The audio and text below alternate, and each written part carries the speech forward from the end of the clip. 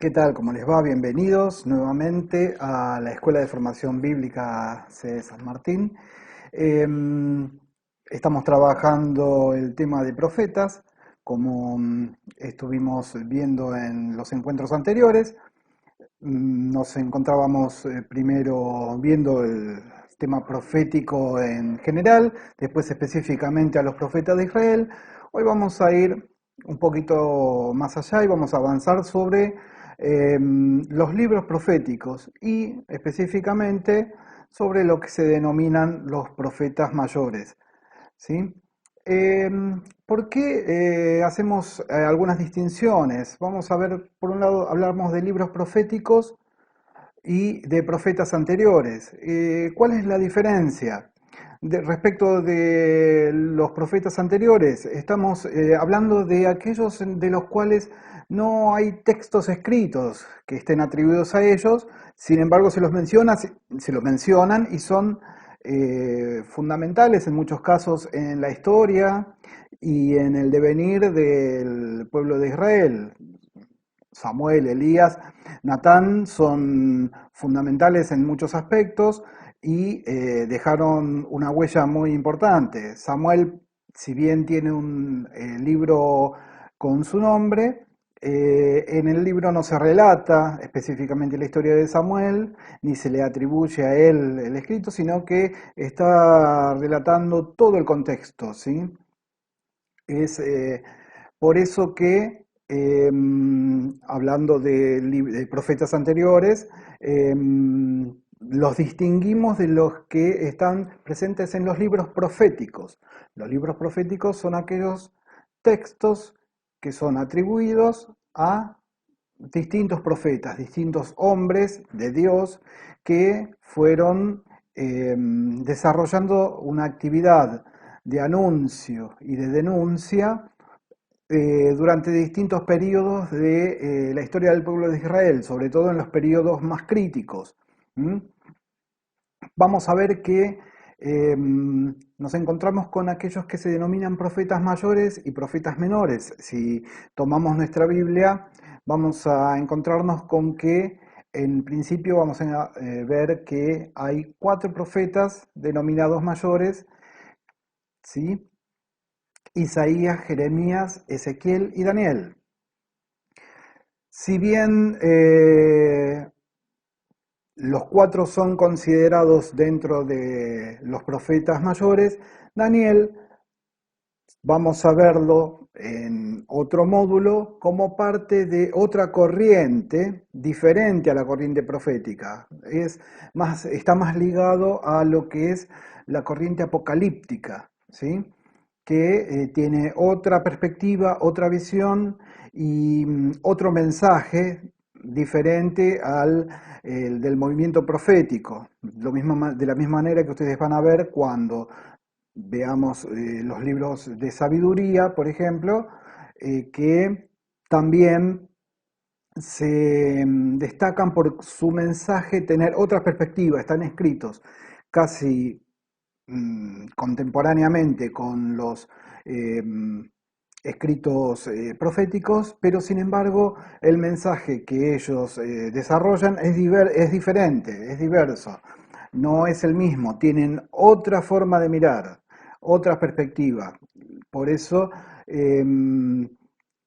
vamos a trabajar específicamente sobre aquellos textos que tienen un contenido ligado al movimiento profético. En este caso, los profetas mayores, como decíamos, Isaías, Jeremías y Ezequiel, y vamos a dejar a Daniel por un lado.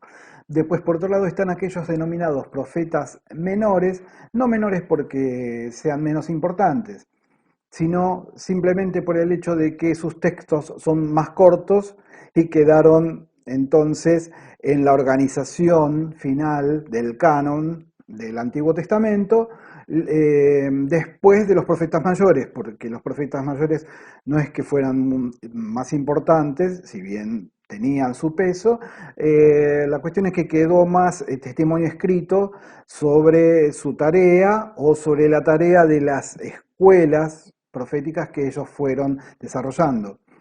En los profetas menores podemos encontrar, a Amós, Oseas, Miqueas, Sofonías, Nahum, Habacuc, Ageo, Zacarías, Malaquías, Abdías, Joel y Jonás. Vamos a ver después, cuando nos adentremos en el tema de los profetas menores, que Jonás no entraría dentro de lo que serían los profetas específicamente, sino que más bien es una narración novelística, pero que tiene una orientación respecto a lo que implica el mensaje profético y cómo el mensaje profético estaba más allá de las intenciones de aquel que iba a ser profeta. Vamos a ver también cómo en los llamados cada uno de los profetas tienen una cierta objeción por su juventud, por no poder hablar, por no ser la actividad de ellos el poder presentarse en público, y sin embargo, como son llamados por Dios, van y cumplen con la misión que se les encomienda. Para hablar de los profetas y de los libros proféticos, mm, si bien podemos tomar los textos y leerlos y hacer oración con ellos y tratar de ir profundizando en su lectura, siempre conviene y se precisa también conocer el contexto en el cual se desarrollan, ¿no? Un poquito la historia de Israel, un poco la historia de Babilonia, Siria, Egipto. Todo eso nos va a dar una mano, nos va a ayudar bastante cuando tomemos un texto profético y podamos entender a qué se refiere cuando habla de determinada situación que está presentando, ¿no?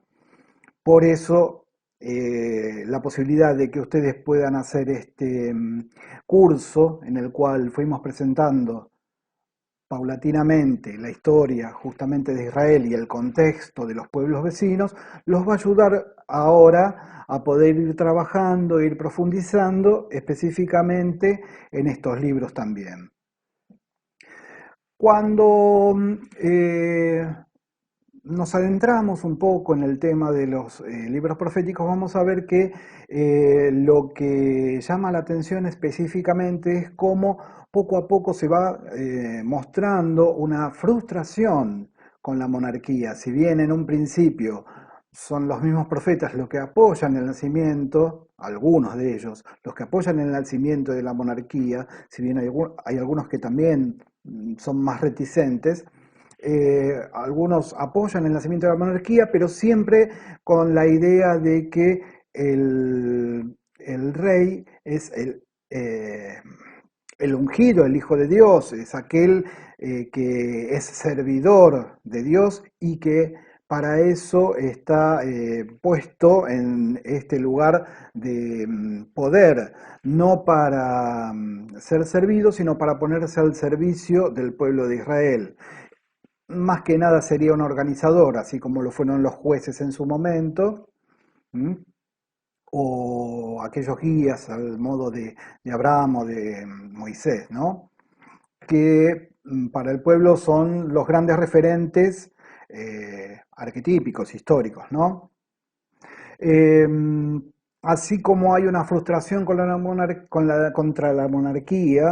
respecto a la monarquía, también hay un darse cuenta de que el culto religioso, está cada vez más desligado de la realidad, más indiferente de la realidad. Es como que está solamente y expresamente eh, en un entorno ligado a lo que es lo religioso, sin eh, tener ningún tipo de vínculo ni relación con lo que pasa, con lo que sucede, ¿sí? Con la situación de los huérfanos, de las viudas, de los que están teniendo situaciones de pobreza extrema, ¿no? La opresión que va ejerciendo cada vez más la corte de los monarcas y todos aquellos poderosos que económicamente van sojuzgando al pueblo, se va mostrando cada vez más y se va generando una idea de una infidelidad a la alianza, ¿sí? Como que todo esto implica que se está olvidando aquel vínculo que tenían en un principio con Dios, tanto la monarquía como los sacerdotes, tanto los dirigentes específicamente como los sacerdotes. Por eso vamos a ver que cada uno de ellos, cada uno de los profetas que vamos a encontrarnos, nos van a ir presentando su visión, su mirada respecto a esto, ¿sí? Isaías, vamos a poder verlo separado u organizado, mejor dicho, en tres secciones, ¿sí? ¿Por qué tres secciones? En un principio se presenta como un solo libro, pero si nos ponemos a verlo bien, vamos a ver que del capítulo 1 al 39 hay una cierta mirada que es previa al exilio, ¿sí? Específicamente también nos habla de, entre el capítulo 7 y el 12, el que centra la idea de alguna persona que en algún momento ha de llegar para un nacido, hijo del rey, hijo de dinastía de la monarquía, pero que va a ser un rey justo y que va a dar comienzo a una nueva etapa, ¿no?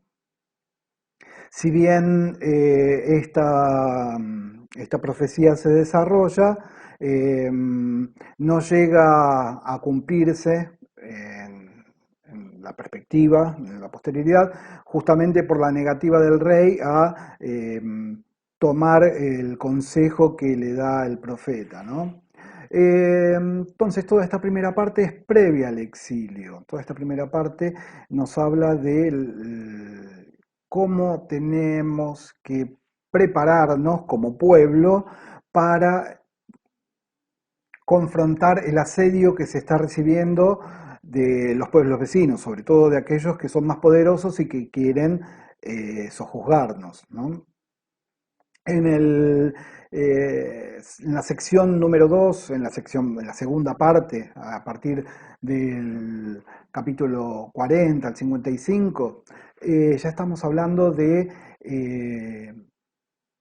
un, un profeta que da su mensaje ya en el exilio.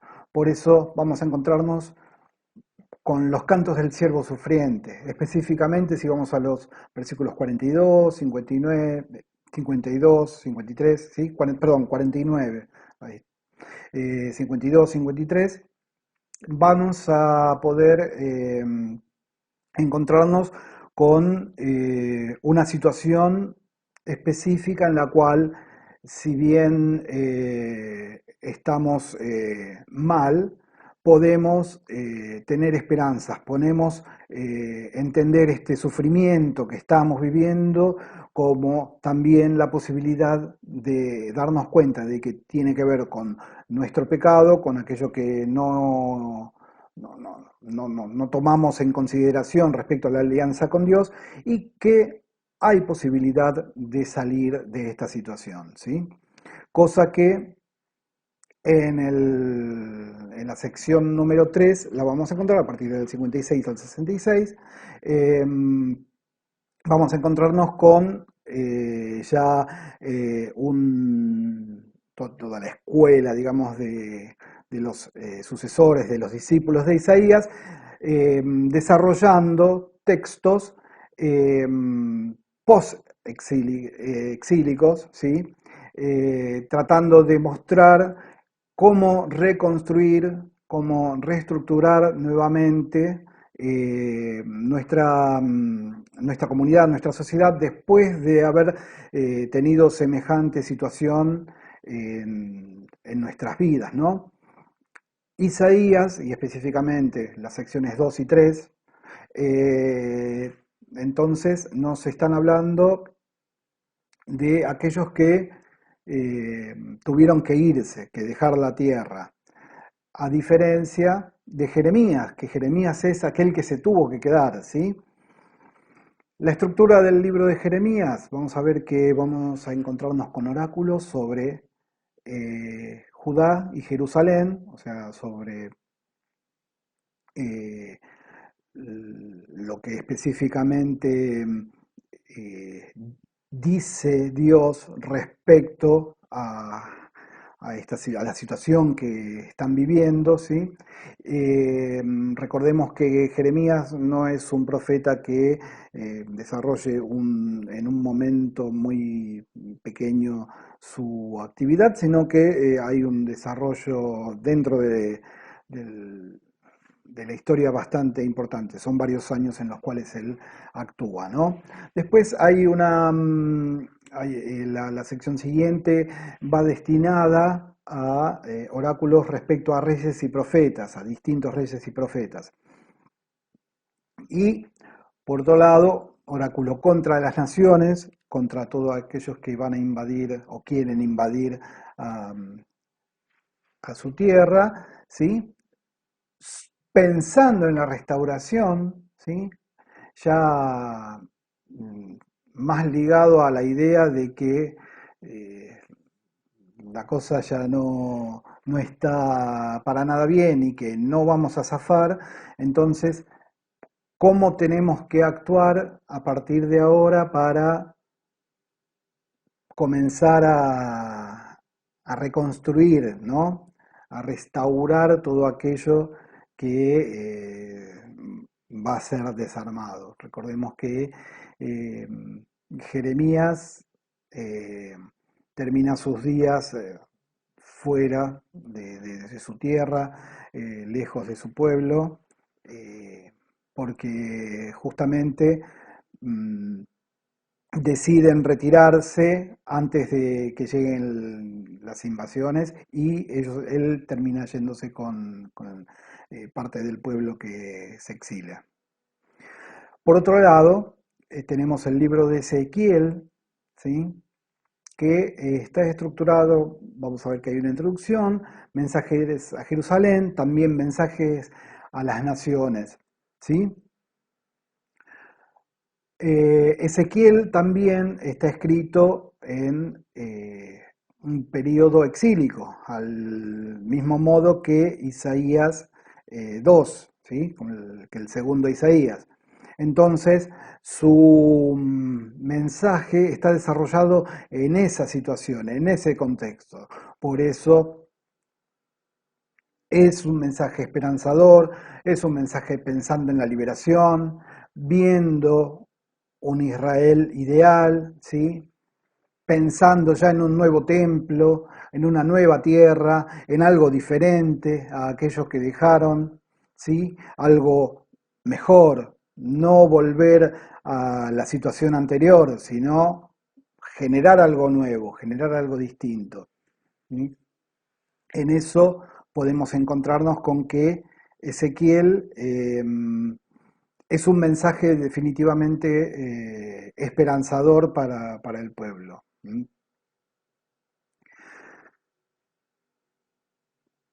¿Qué tienen en común los profetas? Eh, Estos tres que vimos, por un lado, vamos a ver que eh, son de descendencia sacerdotal, tanto Isaías, Ezequiel como Jeremías vienen de familias sacerdotales, algunas que ejercen, otras que fueron desplazadas en épocas de Salomón, pero como Jeremías, por ejemplo, pero todos ellos vienen de familias sacerdotales. Pero fíjense, pueden observar, leyendo sus textos, que eh, son críticos al culto vacío de justicia, o sea, al culto que no se vincule también con el pedido de generar mayor equilibrio dentro de la comunidad, ¿no? Eh, Otra de las cosas que tienen en común es el hecho de presentarse eh, o presentar su mensaje como palabra de Dios. ¿Mm? Oráculo del Señor, dice el Señor por mi boca, ¿sí? Pareciera que el profeta está como agrandado diciendo que él es la voz de Dios, pero no. Él se presenta de esta manera porque era de la manera en que se presentaban justamente aquellos que representaban a un rey o representaban a los gobernantes de una tierra frente a quienes lo escuchaban para mostrar la importancia del mensaje que tenía para decir. Yo vengo en nombre de, para decirles esto. Bueno, el profeta también considera que su mensaje es importante de ser escuchado, por eso tiene que refrendar la idea de que es propio de Dios esto que está necesitando expresar, ¿sí? Pero podemos, por otro lado, darnos cuenta que no siempre el hecho de que digan que es palabra de Dios significa que van a ser absolutamente recibidos y tenidos en cuenta. No, justamente en muchos casos, por más que ellos consideren que sea palabra de Dios, puede ser rechazada. ¿Sí? Pensemos también, por ejemplo, como un paralelo, cuántos de nuestros profetas actuales proponen alguna palabra determinada para generar algún cambio en lo social, en lo que implica la justicia, y sin embargo esa palabra es rechazada de plano por distintos motivos, porque piensan que es una cuestión política, porque no tienen que meterse, porque la iglesia no está para esas cosas. Bueno, imagínense, de la misma manera puede ser que haya pasado con los profetas. No necesariamente que yo diga que lo que digo viene de Dios, va a ser entendido por el otro como tal, ¿no? Como si Dios está hablando por mi boca. También puede retrasarse esa palabra, no siempre llega en el momento en el cual se espera. ¿Mm? Eh, Dado, por ejemplo, las profecías más comunes, la profecía respecto al ungido, respecto a la salvación del pueblo, suele pasar que el mensaje no termina de ser entendido o de llegar a tiempo, ¿no? Jeremías mismo. eh, Espera cerca de 10 días hasta poder escuchar la voz de Dios y decidir si se quedan a esperar a que venga el enemigo y negociar o directamente retirarse. Para cuando él termina de entender lo que Dios quiere, ya todos habían decidido retirarse, exiliarse, irse, y por lo cual él también tiene que irse con el resto del grupo, de la gente, ¿no? Em, Otra cosa de la cual nos habla el mensaje de los profetas es el tema específico de la identidad. Mantener la identidad, sostener lo que somos, saber que somos parte de un pueblo, no perder nuestra esencia. ¿M? La alianza, ¿sí? La alianza tiene que volver a refrendarse entre Dios y nosotros. Estamos así porque perdimos ese vínculo, perdimos el contacto con aquel pacto que hicimos con Dios, ¿sí? Eh, hay una promesa de algo mejor frente a toda la situación terrible que podemos estar viviendo. Dios todavía cree en nosotros, esto que estamos pasando es pasajero, hay algo nuevo que se viene, puede generarse una nueva alianza, como plantea Jeremías. ¿Mm? un poco es reencontrarse con el ideal del rey justo. En un principio, cuando se genera la idea de concentrar todo el poder en un rey, la idea era justamente que ese rey fuera justo, que fuera Dios el centro de su acción, desde donde partiera todos los actos que ese rey generara para con su pueblo y que el impartir justicia fuera su afán, ¿no?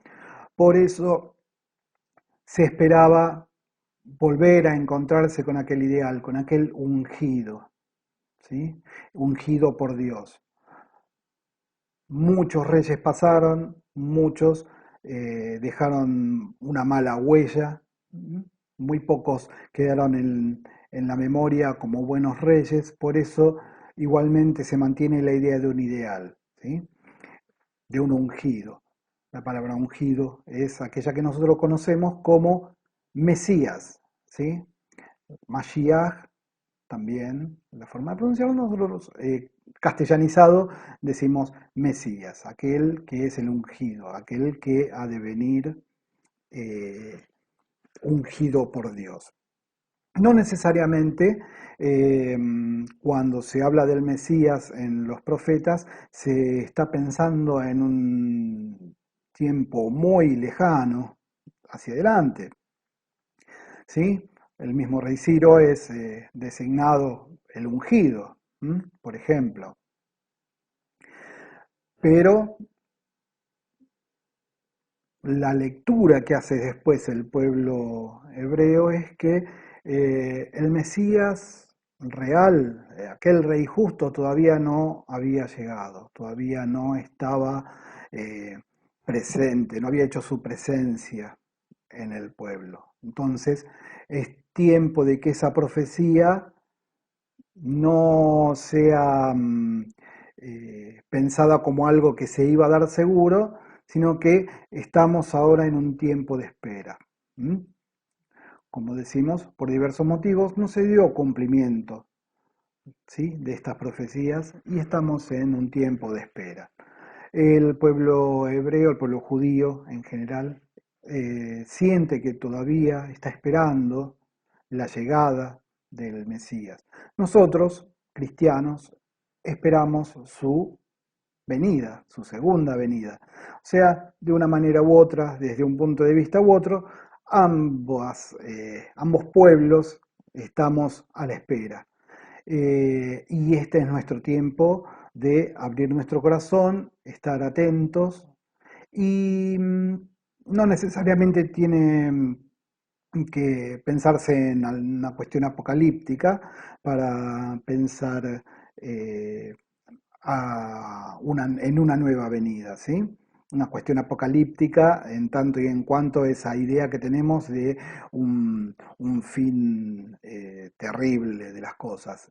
Cuando veamos la cuestión específicamente de la apocalíptica y de los libros relacionados con eso, vamos a ver que la palabra apocalipsis es mucho más amplia y mucho más rica y mucho más bella de lo que estamos acostumbrados a entender en lo cotidiano, en lo que se piensa en general, así como la palabra profetas para nosotros era el adivino, el vidente, el que sabe el futuro, y después de estos encuentros pudimos ir encontrando otras perspectivas. Con el Apocalipsis vamos a ver lo mismo. Em, bueno, vamos a ir cerrando este encuentro. Vamos a dejar una actividad para hacer que seguramente vamos a estar subiendo en los próximos días. Quiero recordar siempre con alegría, con gozo y con esperanza a aquellos que pasaron como profetas por nuestras vidas, ¿sí? Por nuestros pueblos. Eh, la semana pasada recordábamos a Pedro Casaldáliga, ahora ayer En estos días acá en Argentina ha fallecido el padre Julián Cini, que es un sacerdote de Corrientes, que siempre ha trabajado por los pobres, por la, la cultura propia de la región, ¿sí? La cultura en tanto lo poético también, lo musical, y también desarrollando una actividad muy fuerte en lo social. Y de encuentro entre lo específicamente religioso y la cultura popular. Vamos a dar gracias entonces por sus vidas y pidamos a Dios también por nuestra propia profecía, por poder llevar nuestra propia profecía a cada uno de los que eh, comparten nuestra vida. Nos estamos viendo.